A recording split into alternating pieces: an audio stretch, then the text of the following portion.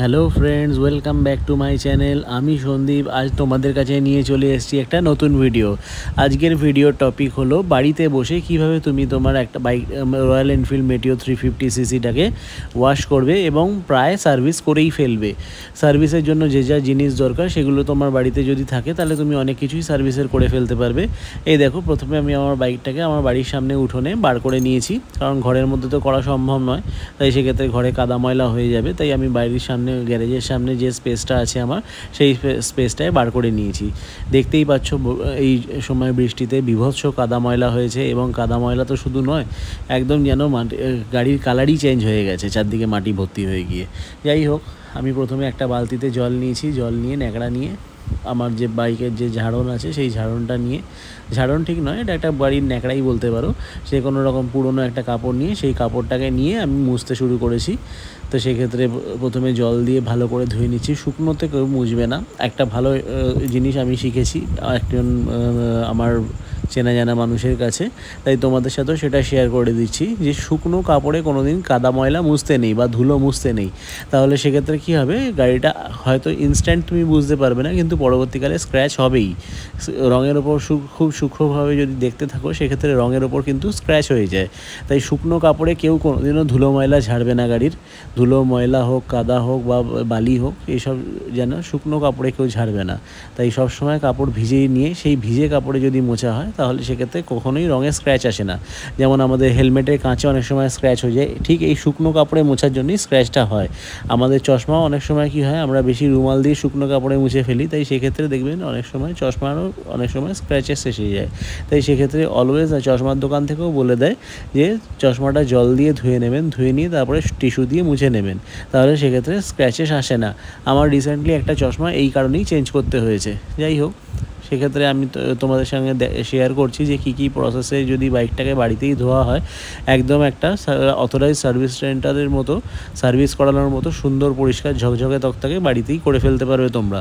আসলে bike service করতে তো সবসময় সম্ভব নয়, বাইকটার তো একটা নির্দিষ্ট সময় সার্ভিস সেন্টারে দেওয়া হয়, তাই সেক্ষেত্রে সেই নির্দিষ্ট সময়ে যদি বাইকটাকে সার্ভিস করানো হয় কোনো অসুবিধা হয় না। কিন্তু আমাদের দেশে বর্ষাকালে যে পরিমাণে কাদা ওঠে গাড়িতে, সেই কাদা থেকে গাড়িটাকে বাঁচিয়ে রাখার জন্য আর সব সেন্সারে যদি কাদা ঢুকে যায় বা ডিসপ্লেতে কাদা ঢুকে যায়, সেক্ষেত্রে গাড়ি চালাতে খুব অসুবিধা হয়। আর সত্যি কথা বলতে নোংরা গাড়ি দেখতেও খুব অসভ্যের মতো লাগে, আমার তো খুব খারাপ লাগে। তাই সেক্ষেত্রে আমি গাড়িটাকে পরিষ্কার পরিচ্ছন্ন রাখতে পছন্দ করি। আমি ম্যাক্সিমাম টাইমই বাড়িতে ধুই না, কারণ হচ্ছে যে এখন আর অত সময় পাই না।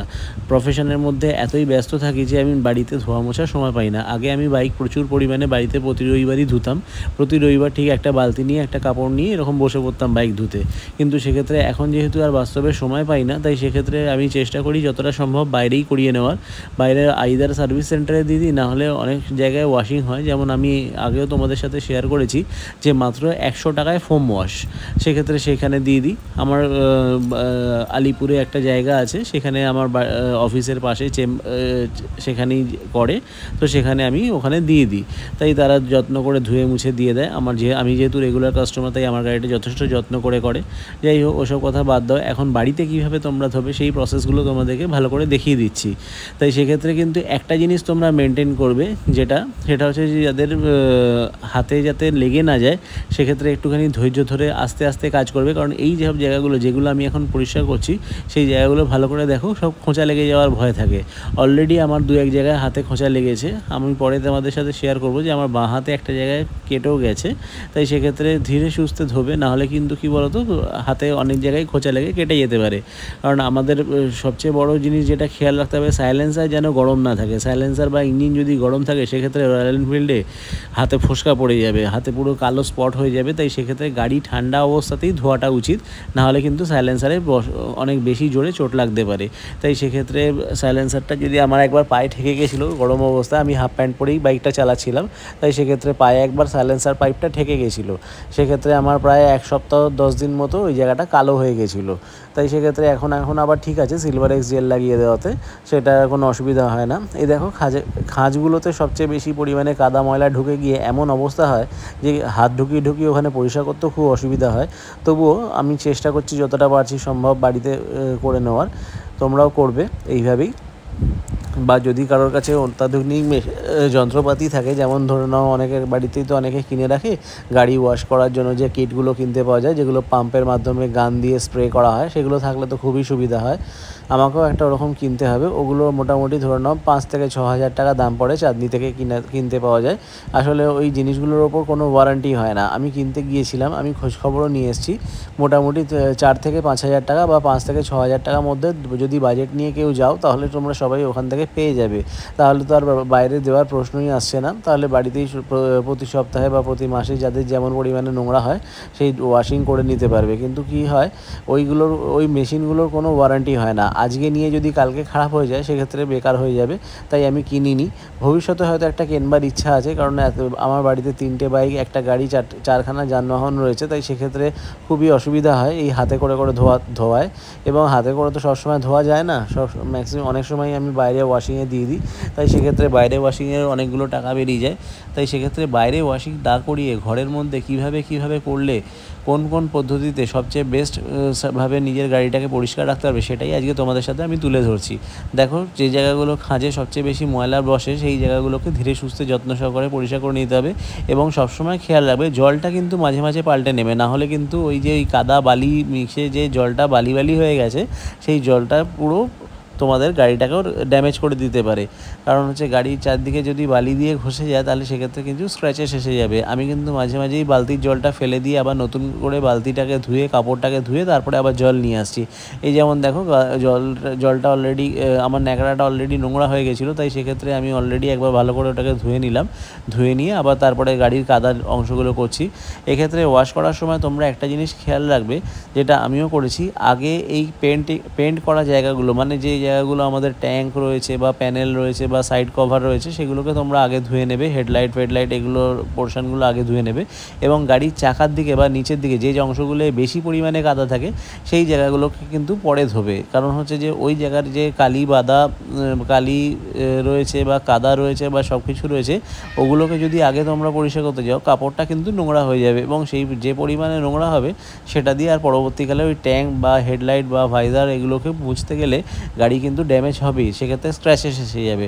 তাই পদ্ধতিটা তোমাদের সাথে শেয়ার করলাম যে আগে পেন্ট করা জায়গাগুলো, মানে ট্যাঙ্ক হোক, প্যানেল হোক বা সাইড কভার হোক, এইগুলোকে আগে ধুয়ে নিয়ে তারপরে নিচে চাকার অংশে ঢুকতে হয়। না হলে কি বলো তো, প্রচুর পরিমাণে কাদাবালি হয়ে পুরো যে কাপড়টা তোমরা গাড়িটা মুছছো, সেটা নোংরা হবে। এবং তাছাড়া যদি প্রসেসটা উল্টো করো, তাহলে গাড়িটা ওইগুলোকে আগে পরিষ্কার করে নিলে পরে আবার যখন ট্যাঙ্ক মুছতে যাবে, তখন ওগুলোতে আবার কাদা পড়বে। তাই ওপর থেকে শুরু করে সবসময় এই নিচটা করতে হয়।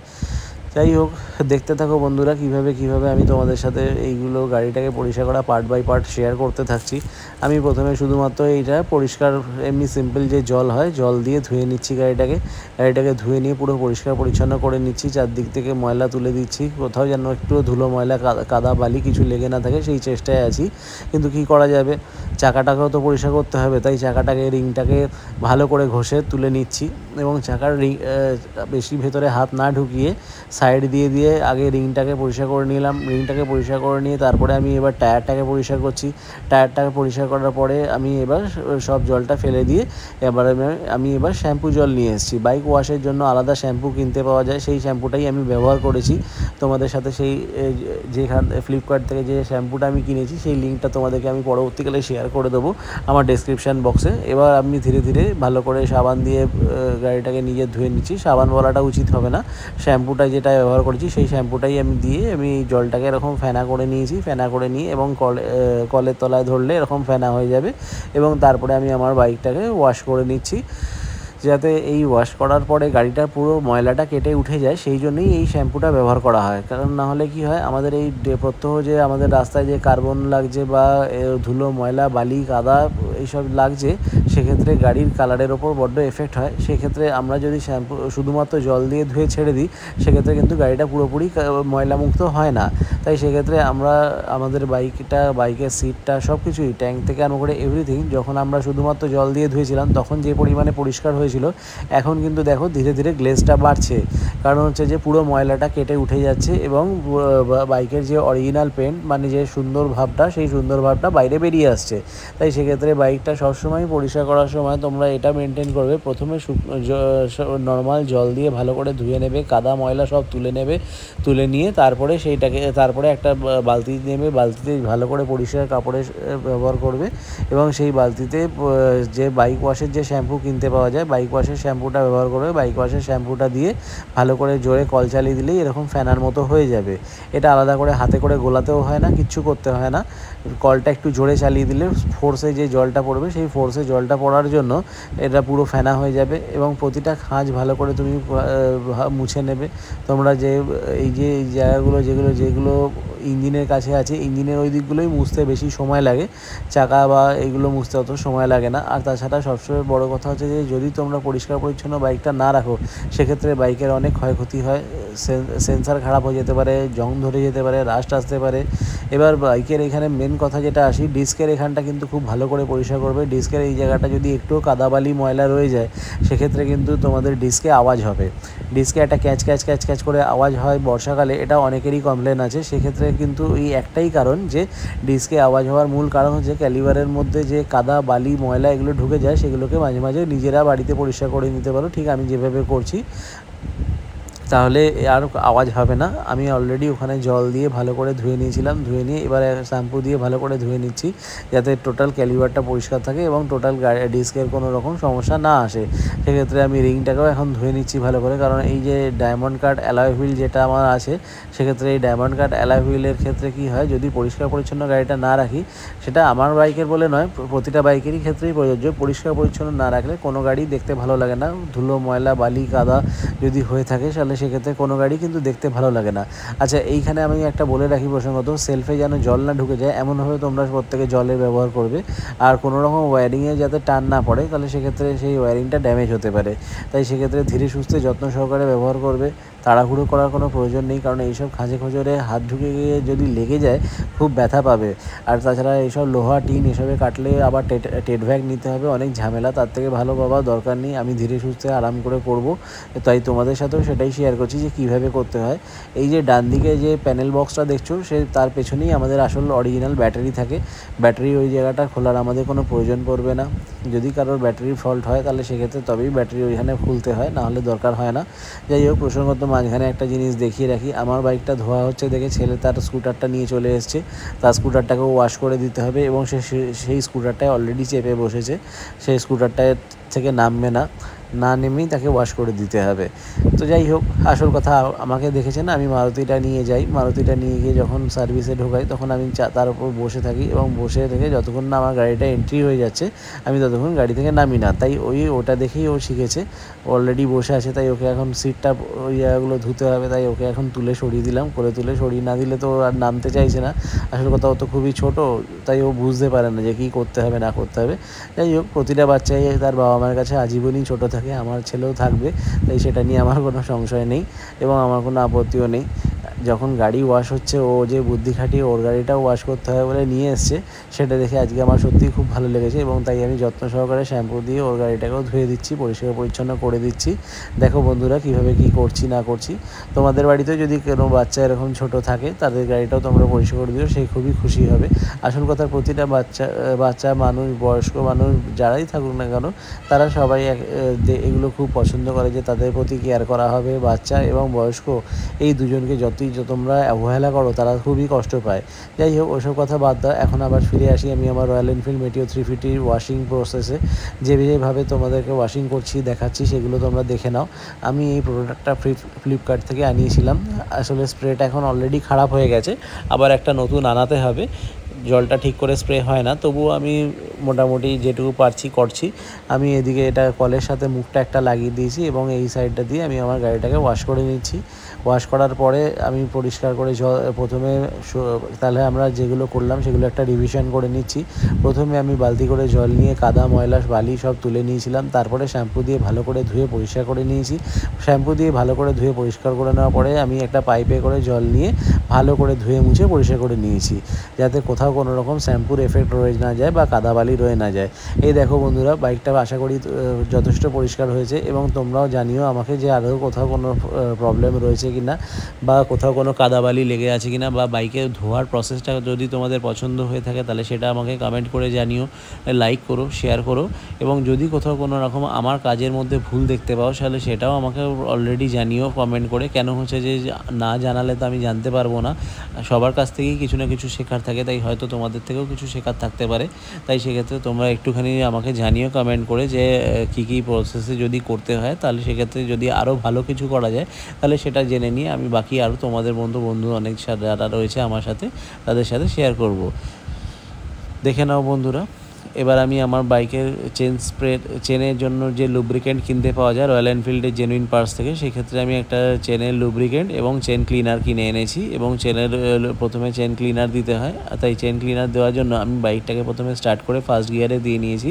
প্রথমে আমি আমার বাইকে চেন ক্লিনারটা স্প্রে করে দিচ্ছি। চেন ক্লিনার স্প্রে করার পরে গাড়িটাকে একটু ভালো করে রেস করে দিতে হবে, যাতে ইঞ্জিনটা ঘোরার সাথে সাথে চেনটাও ভালো করে ঘুরে ধুয়ে মুছে পরিষ্কার হয়ে যায়। চেন ক্লিনারটা একটু বেশি করে স্প্রে করতে হয়, তাতে কি হয়, চেনের কোনো রকম কাদা বালি ময়লা থাকলে সেটা ছিটকে যায়। চেন ক্লিনারে দেখতেই পাচ্ছ তোমরা, চেন ক্লিনারটা প্রথমে আমি দেখিয়ে দিয়েছি এবং চেন লুব্রিকেন্টটাও আমি তারপরে দেখিয়ে দিলাম। সবসময় চেন ক্লিনারটা আগে স্প্রে করবে এবং তারপরে কিছুক্ষণ গ্যাপ দিয়ে চেন লুব্রিকেন্টটা স্প্রে করতে হয়। আর সবসময় চেষ্টা করবে রয়্যাল এনফিল্ডের জেনুইন পার্টস ব্যবহার করতে। রয়্যাল এনফিল্ডের জেনুইন পার্টস ব্যবহার করলে কি হয়, গাড়ি যথেষ্ট পরিমাণে ভালো থাকে এবং আমি নিজে ব্যবহার করে তার ফল পেয়েছি। আমার গাড়ি অলরেডি ধরে নাও তোমাদের 22,000 কিলোমিটার চলতে চলেছে, প্রায় 21,600 কিলোমিটার মতো হয়ে গেছে। এখনও পর্যন্ত আমার চেন স্পকেট অরিজিনাল রয়েছে, কোনো রকমভাবে পরিবর্তন করতে হয়নি। এই অ্যাডজাস্টমেন্টে তোমরা দেখেই বুঝতে পারছো যে অ্যাডজাস্টমেন্টের লাস্ট ঘাটে চলে এসছে, তাই সেক্ষেত্রে আর হয়তো বেশি দিন চালাতে পারবো না। এবার চেন স্পকেট থেকে অল্প আওয়াজও শুরু হয়ে গেছে, কিন্তু শুরু থেকেই আমি কোনো রকম মোবিল বা অন্যান্য তেল এক্ষেত্রে স্প্রে করিনি।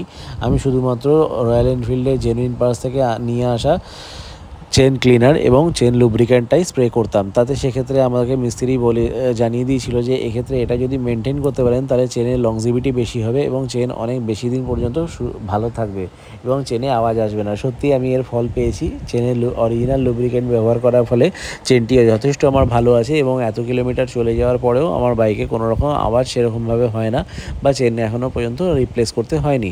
যাই হোক, এরকম নানা রকম ভাবেই তোমরা বাড়িতে বাইকটা ধুয়ে নিতে পারো।